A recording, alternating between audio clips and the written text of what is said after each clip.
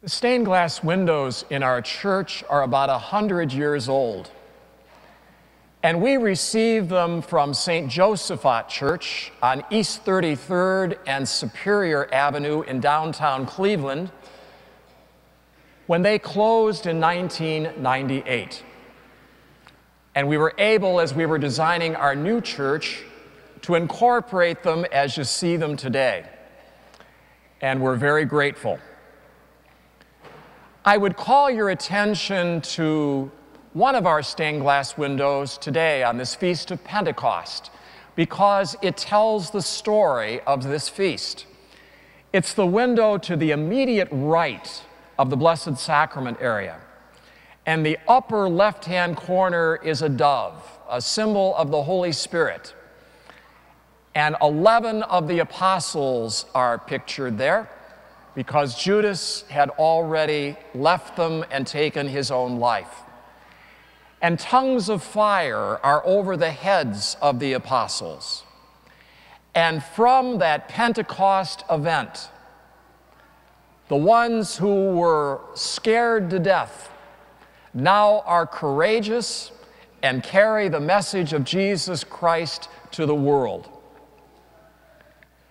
I would like to paint another picture for you today, but this one a verbal picture, using one word, and that word is power. Power.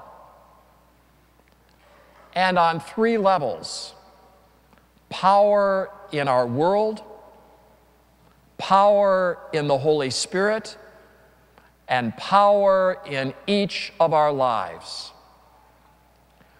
First, power in our world. We know what power is. We engage in it. We are affected by it. Power is the ability to do things. We have all kinds of power. We have physical power, strength. We have mental power, intelligence. We have willpower, being able to say yes or no. We have political power, economic power, social power, computer power. Those instruments that today can balance the checkbooks of the world and can fly airplanes. Power in our world. We also know power in the Holy Spirit. And I point you to a second stained glass window in our church, the very first one on this side of the church. It's the scene of the Annunciation, when the angel Gabriel asks Mary to be the mother of God's Son. And once again, in the upper left-hand corner is a dove, a symbol of the Holy Spirit. And Mary asks the angel, "How can this happen?" And the angel answers her, "By the power of the Holy Spirit, who will overshadow you, and you will conceive in your womb God's Son."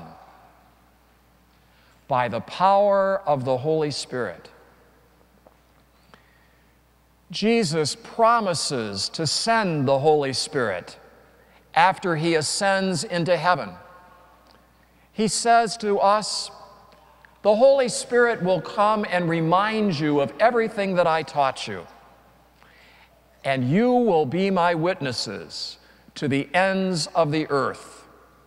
How? Through the power of the Holy Spirit. You and I are temples of the Holy Spirit. We are shrines of the Holy Spirit. Through the life of grace, God lives within us. We were given the three theological virtues when we were baptized. We were given them by the Holy Spirit: faith, hope, and love.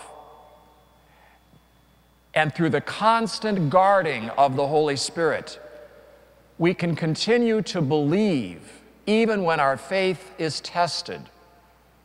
We can continue to hope even when we're tempted to despair. We can continue to love, and love in small ways and even in heroic ways, all through the power of the Holy Spirit. Now, I must do an aside here for a moment, because I have to tell you about a great temptation for those among us who preach homilies. And the temptation is this: having talked about power in the world and power in the Holy Spirit, to clobber the one and to canonize the other. I'm going to resist that temptation today. And instead, I'm going to make another suggestion: that we take the power that we have in the world and link it with the power that we're given by the Holy Spirit to be active in our world, to transform our world into the vision God has for this world. We have power. I look at you today, and there is power in this church. Every single one of you is a powerful person, no matter what your age or background. You might not think so, but you are. Even babies are powerful persons. What happens when a baby begins to cry? Look at the power that baby has to call for attention. We have power, we have abilities, things we can do. We have power, we have influence over other people. We have power in this world. But it's important that when we remember the power we have in this world, to always use our power for the good of every person in our world. And for those who have even more power, with more power comes even greater responsibility for the care of other people in the ways that we exercise our power. And so we need the power of the Holy Spirit to guide us so that we don't get off course. We need that power of the Holy Spirit so that all of our thoughts, our words, and our deeds will show to others the presence, the power, and the love of God. I'm going to ask you to do something today that may at first hearing sound a bit haughty or prideful. But there's a good reason I ask you to do this on this Feast of Pentecost. Would you take some time today by yourself in quiet and remember how powerful you are? Think over what you can do. Think over the people over whom you have an influence. Remember that you are powerful.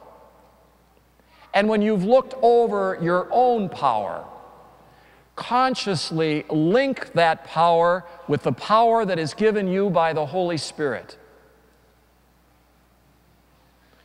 And use that power.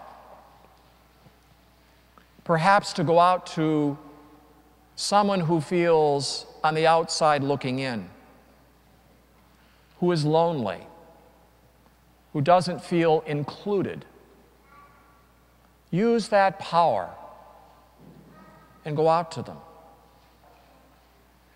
Use that power to be with, to listen to someone who is troubled and needs some company and needs a sympathetic ear. Use that power that you have to give somebody else an opportunity that